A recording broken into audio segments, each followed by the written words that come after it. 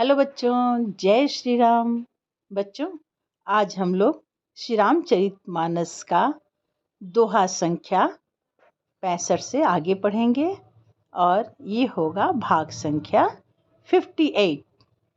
इसमें हम लोग ये पढ़ेंगे कि किस तरह से सती ने जब हवन कुंड में अपना शरीर त्याग किया तो किस तरह से हिमाचल के घर में पार्वती के रूप में वो जन्म ली। और आगे की कहानी हम लोग इस वीडियो में जानेंगे। सरिता सब पुनीत जलु बहहि, खग मृग मधु पशुखी सब रहहि। सहज बयरु सब जीवन त्यागा, गिरि पर सकल करहि अनुरागा। सोह शैल गिरिजा गृह आए, जिमि जनु राम भगति के पाए। नित नूतन मंगल गृह तासु, ब्रह्मादिक गावहि जसु जासु। नारद समाचार सब पाए, कौतुकहि गिरि गेह सिधाए। शैल राज बड़ आदर कीन्हा, पद पखारी बरु आसनु दीन्हा। नारी सहित मुनि पद सिरुनावा, चरण सलील सबु भवनु सिंचावा। निज सौभाग्य बहुत गिरि बरना, सुता बोली मेली मुनि चरना। त्रिकालज्ञ सर्वज्ञ तुम्हा, गति सर्वत्र तुम्हारी। कहु सुता के दोष गुना, मुनिवर हृदय विचारी। सियावर रामचंद्र की जय। गोस्वामी तुलसीदास जी कहते हैं कि माता पार्वती के रूप में सती ने हिमाचल राजा के घर में जन्म लिया। उस समय उनकी माता मैना थी। मैना और हिमाचल पार्वती को पाकर बहुत प्रसन्न थे। पूरा वातावरण शांत, सुखद एवं परम आनंद देने वाला हो गया। सारी नदियों में पवित्र जल बहने लगे और पशु पक्षी भ्रमर सभी सुखी रहते हैं। सब जीवों ने अपना स्वाभाविक बैर छोड़ दिया और पर्वत पर सभी परस्पर प्रेम करते हैं।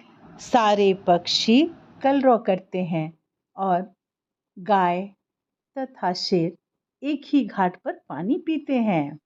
पार्वती जी के घर आ जाने से पर्वत यानी हिमाचल राजा जी बड़े खुश हैं और पूरा पर्वत ऐसा शोभायमान हो रहा है जैसा राम भक्ति को पाकर भक्त शोभायमान होता है। कोई भी भक्त जब अपने भगवान की आराधना करता है और उसकी भक्ति में वो लीन हो जाता है तो उसे परम आनंद का अनुभव होता है। वही आनंद हिमाचल राजा को मिल रहा है। उस पर्वतराज के घर नित्य नए नए मंगल उत्सव हो रहे हैं जिसका ब्रह्मादि यश गाते हैं। जब नारद जी ने ये समाचार सुना कि पार्वती ने हिमाचल के घर में जन्म लिया है तो वो माता पार्वती का दर्शन करने के लिए व्याकुल हो उठे और कौतुकवश हिमाचल के घर पधारे। हिमाचल राजा ने पर्वतराज ने उनका बड़ा आदर किया और चरण धोकर उनको उत्तम आसन दिया और अपनी स्त्री सहित मुनि के चरणों में सिर नवाया और उनके चरणोदय को सारे घर में छिड़काया।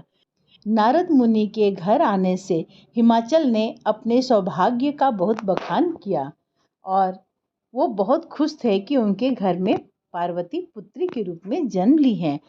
राजा हिमाचल ने पार्वती को बुलाया और मुनि के चरणों में डाल दिया और कहा, हे मुनिवर, आप त्रिकालज्ञ और सर्वज्ञ हैं।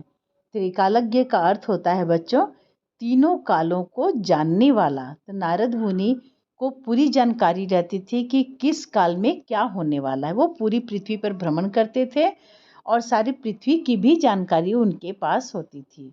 और सर्वज्ञ यानी सब कुछ जानने वाले। तो नारद मुनि त्रिकालज्ञ भी थे और सर्वज्ञ भी थे। तो हिमाचल ने उनसे कहा कि आप तो त्रिकालज्ञ हैं, सर्वज्ञ हैं, आप सब कुछ जानते हैं, इसलिए हे प्रभु, आपकी सर्वत्र पहुँच है।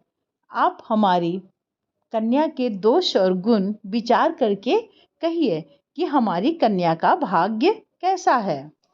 किसी के घर में यदि कन्या या पुत्र का जन्म होता है तो लोग ब्राह्मण को बुलाकर, ऋषि को बुलाकर के, ज्योतिषियों को बुलाकर उसकी जन्म कुंडली दिखाते हैं कि इसका भाग्य कैसा होगा। उसी तरह से हिमाचल राजा ने भी मुनिवर के चरणों में पार्वती को डाल दिया और कहा कि हे प्रभु, आप सब कुछ जानने वाले हो, आप हमारी पुत्री को देखकर बताइए कि इसका भाग्य कैसा है, इसके भाग्य में क्या क्या लिखा है। तब नारद मुनि ने पार्वती के बारे में हिमाचल राजा और मैना को बताना शुरू किया। तो बच्चों, अगले वीडियो में और इस रामचरितमानस के अगले पाठ में हम लोग जानेंगे कि नारद मुनि ने माता पार्वती के विषय में क्या भविष्यवाणी की। तो बच्चों, मिलते हैं अगले वीडियो में। अगला वीडियो देखने के लिए आप मेरे चैनल को सब्सक्राइब करें, लाइक और शेयर करें। जय श्री राम बच्चों।